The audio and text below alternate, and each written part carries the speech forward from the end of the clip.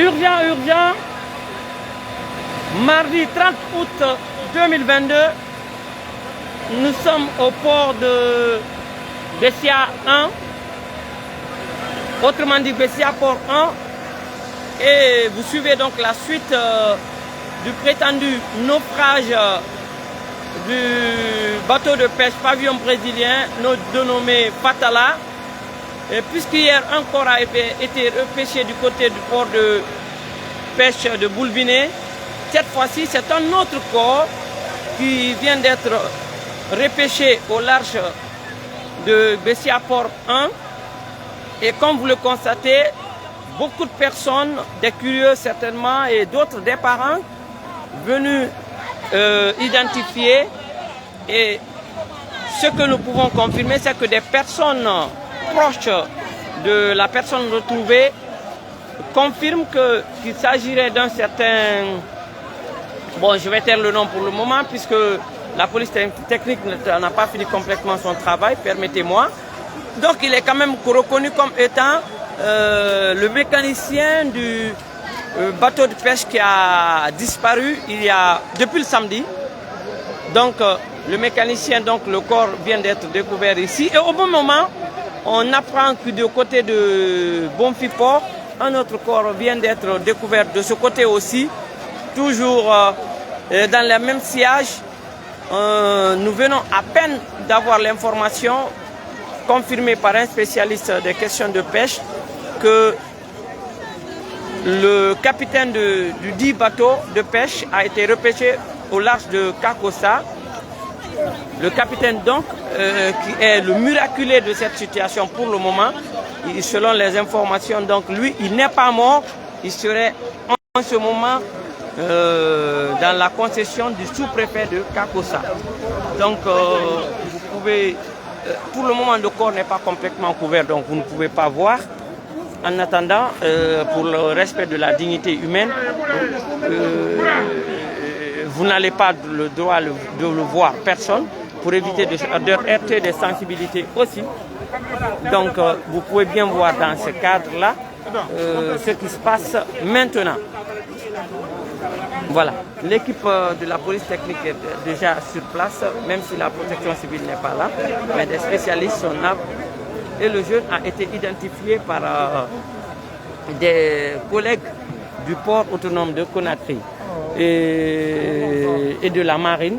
Mais ce que nous pouvons vous confier comme information précise, il s'agirait d'un bateau de pêche qui appartient à l'école de la marine nationale, où des élèves, des étudiants viennent apprendre les cours pratiques.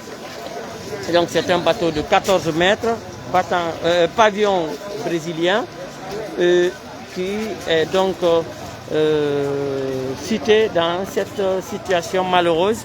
Et le bateau aurait été dépanné hier, à la veille de son départ, notamment le vendredi. Ce bateau donc a pris le large avec à son bord 12 personnes. Les 12 personnes, en principe, devaient rentrer dans la soirée du samedi, chose qui n'a pas été faite.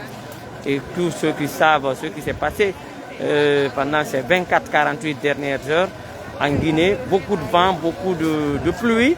Certainement, c'est ce qui a fait chavirer le bateau. Et donc, au moment où nous vous parlons, nous pouvons vous parler déjà de 2 corps retrouvés. Ça, c'est une confirmation. Le corps d'hier et celui d'aujourd'hui. On peut aussi vous parler du capitaine, à travers lequel on peut déjà confirmer que le bateau a effectivement chaviré parce que lui, il a été repêché très, très fatigué. Il est jusqu'à Kakossa maintenant. Pour ceux qui connaissent un peu la Guinée, on va quand même chercher à donner la parole à quelques jeunes qui le connaissent, ce sont les parents, les proches, des amis, des collaborateurs, qui connaissent un peu les messieurs. Patron, bonjour. Vous allez bien? Vous pouvez vous présenter, s'il vous plaît?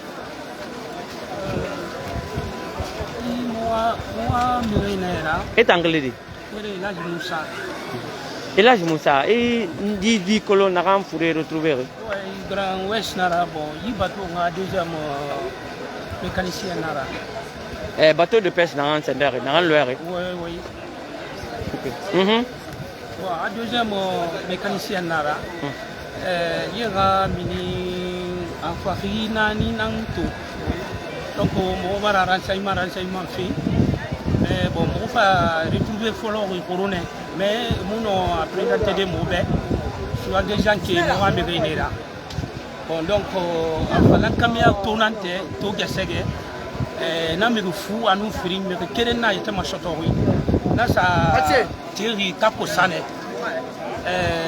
la mini mana be commandant on a sa tiri kapo sane nu miri nani na siga atansara me shuri o isoma kapo sa lero na ntamma bara kharidi machoto na mi nani tambara taga on est en lagra ne men kirina atan kirina fa ayata machoto wi la mini mana be commandant donc d'abord à retrouver to gesege sono numéro bara baouni parce que bartaga mais agina keren nana marma sire nana nga numéro fa houni directement afa hiliti gesege mobile nana afa agina rigi agina fa radi mogori parce que dina baton kui babena baton kui bo marma sire ahunye nana tare nana donc afa ni mogori ana ke fu mudula kankan siga ne asiga de so ana ma kolo hane fambar sa te yiri bete ana me mi nani nan tan fure na yiri ki mo na be donc ana nanan dangire e ni moyen ana o fa wotora kona sesera ba après nga gili bon mo wara woto ba siga na fora ta ko sa bon atam village de barne mo na don route ça tient le dandara. Merci beaucoup. Voilà. Toutes ces personnes que vous voyez là sont des proches. Puis vous avez vu, hein, c'est un témoignage pathétique. Le commandant, donc, pour ceux qui ne comprennent pas bien la langue Soussou, se serait battu quand même avec 4 autres personnes de son équipage pour essayer de trouver les côtes les plus proches. C'est vers les côtes de Kakossa qu'ils ont pu rejoindre. Mais au moment d'arriver vers la côte, les 4 autres personnes étaient quasiment fatiguées. Donc il confirme avoir perdu 4 de ces personnes en cours de route. Lui-même, il ne s'était pas retrouvé. C'est inconsciemment qu'il s'est retrouvé sur la plage de Kakossa. Voilà donc le corps déjà couvert. Même couvert, c'est un peu choquant, je ne peux pas durer dessus. Vu l'état de décomposition du corps. Voilà, c'est cette situation qui prévaut aujourd'hui à Conakry. C'est un drame, il faut le dire sans embâche, c'est un drame. 12 personnes de l'équipage du bateau de pêche appelé Fatala, un bateau de pêche qui appartiendrait, puisque je n'ai pas encore la confirmation du côté de la marine, à l'école de la maritime qui relève du ministère de l'enseignement technique et professionnel. Donc pour le moment, ces 11 personnes ne sont pas tous identifiées, puisqu'on nous apprend aussi que si dans les autres bateaux d'embarcation, avant de bouger, il y a des manifestes à remplir, dans cet autre bateau, il n'y a pas eu d'enregistrement parce que très souvent ce sont des apprenants qui sont pratiquement dispensés de beaucoup de procédures pratiquement pour éviter, puisque ce n'est pas des sorties genre professionnelles. Donc vous pouvez donc comprendre ce que ça donne. Hein. Voilà.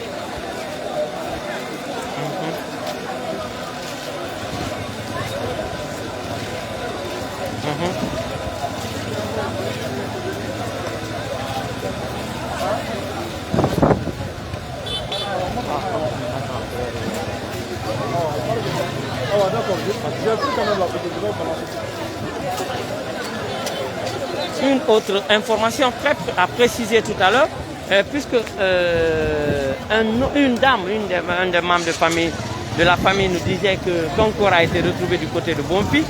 On nous apprend tout à l'heure à travers un des responsables du port de Bompi et de la pêche au niveau supérieur, qu'on Concorde n'a été retrouvé du côté de Bompi.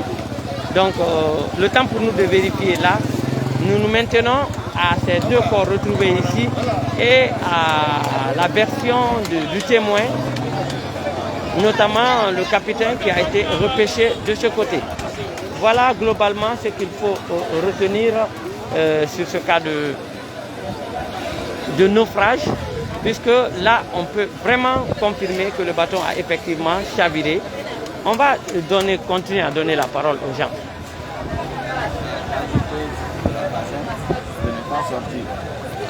De ne pas sortir. Parce qu'aujourd'hui même, vous avez vu le drapeau rouge. Soulevez un peu la voix s'il vous plaît.